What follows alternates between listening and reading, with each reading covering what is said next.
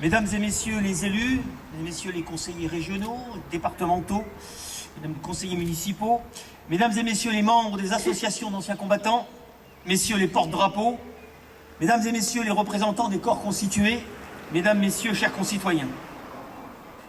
Une fois de plus, nous avons aujourd'hui rendez-vous avec l'histoire de notre pays et sa mémoire combattante. Nous rendons en effet hommage à tous ceux qui sont tombés pour la France en Indochine entre 1940 et 1954.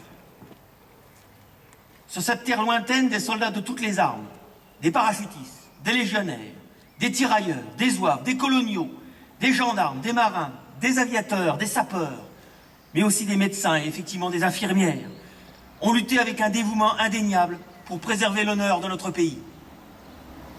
Contrairement à certains discours convenus et politiquement corrects qui tentent de faire croire que leur engagement ne se limitait qu'à la préservation de notre empire colonial, rappelons que la première de leurs motivations était la lutte contre le communisme, l'une des deux idéologies les plus meurtrières des temps modernes. Contre le Viet Minh, des combattants venus de France, d'Europe, d'Afrique du Nord, d'Afrique noire ont été engagés aux côtés de leurs frères d'armes indochinois, dans des conditions particulièrement difficiles et souvent même dans l'indifférence générale.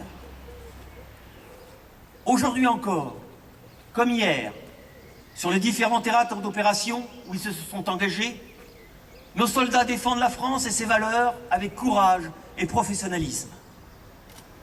Ils accomplissent leur mission avec une détermination qui fait honneur à leurs aînés, à l'histoire qu'ils ont écrite et à la nation tout entière. Ces sacrifices consentis sont la preuve de l'humilité, du sens du devoir et surtout de l'idéal français de défense des libertés sur lequel nous pouvons aujourd'hui assurément prendre exemple. Il faut du courage pour se battre, pour supporter les épreuves de la guerre. Il en faut aussi pour construire la paix. Tel est le sens profond de cet hommage rendu.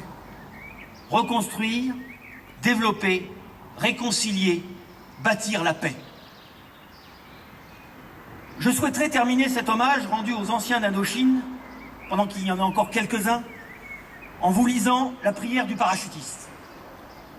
Cette prière était à cette époque et est encore aujourd'hui systématiquement reprise par l'ensemble des troupes aéroportées avant le départ au combat.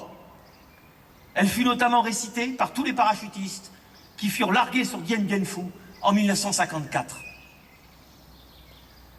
Je m'adresse à vous, mon Dieu, car vous donnez ce qu'on ne peut obtenir que de soi. Donnez-moi, mon Dieu, ce qui vous reste. Donnez-moi ce qu'on ne vous demande jamais. Je ne vous demande pas le repos, ni la tranquillité, ni celle de l'âme, ni celle du corps. Je ne vous demande pas la richesse, ni le succès, ni même la santé. Tout ça, mon Dieu, on vous le demande tellement que vous ne donnez plus en avoir. Donnez-moi, mon Dieu, ce qui vous reste. Donnez-moi ce qu'on vous refuse. Je veux l'insécurité et l'inquiétude. Je veux la tourmente et la bagarre.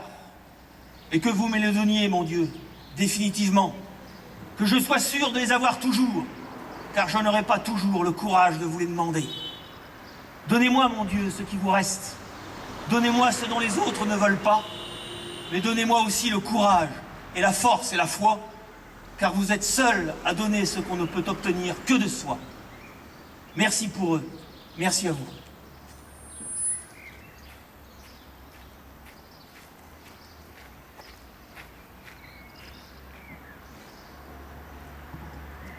Fermez le banc.